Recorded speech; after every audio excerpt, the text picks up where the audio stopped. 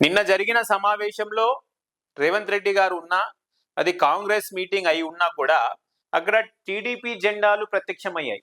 చూడండి, నిన్న జరిగిన మీటింగ్ లో, ఉమ్మడి ఖమ్మం జిల్లాలో జరిగిన మీటింగ్ లో అదే రోజు ఎన్టీఆర్ గారి వర్ధంతి కావడంతో అక్కడ వచ్చిన అభిమానుల్లో టీడీపీ జెండాలు కూడా పట్టుకొని వచ్చారు. మన నిజంగా టీడీపీ జెండాలు పట్టుకొని అభిమానులు వచ్చారా, లేదా కాంగ్రెస్ వాళ్ళే మీరు టీడీపీ జెండాలు తీసుకురమ్మని చెప్పారా అనేది మనకు తెలీదు. కాకపోతే ఒక కాంగ్రెస్ మీటింగ్ లో టీడీపీ జెండాలను తీసుకురావడం అనేది మామూలు విషయం కాదు. ఎవరైనా నాయకులు, లోకల్ గా ఉన్న నాయకులైనా, పెద్ద నాయకులు లోకల్ నాయకులకు చెప్తే మాత్రమే ఆ జెండాలు ఉంటాయి. కాకపోతే అదే మీటింగ్ లో రేవంత్ రెడ్డి గారు టీడీపీకి అనుకూలంగా మాట్లాడినట్టు, భారసాకి వ్యతిరేకంగా అయితే మాట్లాడుతూనే ఉంటారు. కానీ ఈ వ్యాఖ్యలు అనేవి కొంచెం ఆలోచించాల్సిన వ్యాఖ్యల్లాగా కనిపిస్తున్నాయి. తెలంగాణలో ఆ పార్టీ లేకుండా చేసిండు, ప్రతిగా బీఆర్ఎస్ జెండా దిమ్మెలు కూల్చండి. సో తెలంగాణలో టీడీపీ లేకుండా చేసిండు కేసీఆర్, ప్రతిగా ఆ బీఆర్ఎస్ జెండా దిమ్మెలు కూల్చండి అని పిలుపునిచ్చారంట రేవంత్ రెడ్డి గారు. మళ్ళీ దీని వెనకాల ఉన్న రహస్యం ఏమిటి?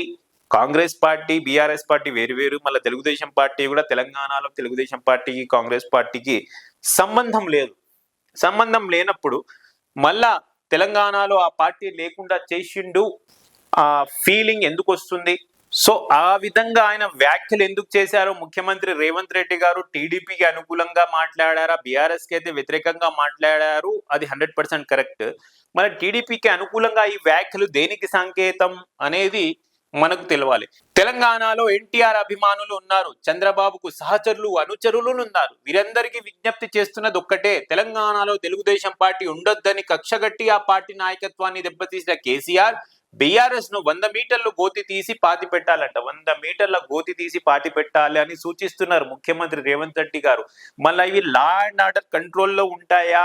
ఈ మాటలు లా అండ్ ఆర్డర్ లో కంట్రోల్లో ఉంటాయా? మళ్ళీ డైరెక్ట్ గా అయినా ఇండైరెక్ట్ గా అయినా ఇది హెచ్చరిస్తున్నట్లా, లేకపోతే వార్నింగ్ ఇస్తున్నట్లా, ప్రోత్సహిస్తున్నట్లా అనేది అర్థం చేసుకోవాలి మీరందరూ. సో దెబ్బతీసిన కేసీఆర్ బీఆర్ఎస్ ను 100 మీటర్లో గోర్తి తీసి పాతి పెట్టాలి. బీఆర్ఎస్ వాళ్ళు గద్దెలు దిగాలంట, ఊర్లలో బీఆర్ఎస్ దిమ్మెలు కూలాలంట. బీఆర్ఎస్ ను పొందబెట్టాల్సిన బాధ్యత మన అందరిపై ఉన్నది. అప్పుడే నందమూరి తారక రామారావుకు నిజమైన నివాళులు అర్పించిన వాళ్ళు అవుతాం. మళ్ళీ చంద్రబాబు నాయుడు గారు ఇవి రేవంత్ రెడ్డి గారితో చెప్పిస్తున్నారా, రేవంత్ రెడ్డి తన మనసుతో చెప్తున్నారా అనేది మనకు అర్థం కాలేదు.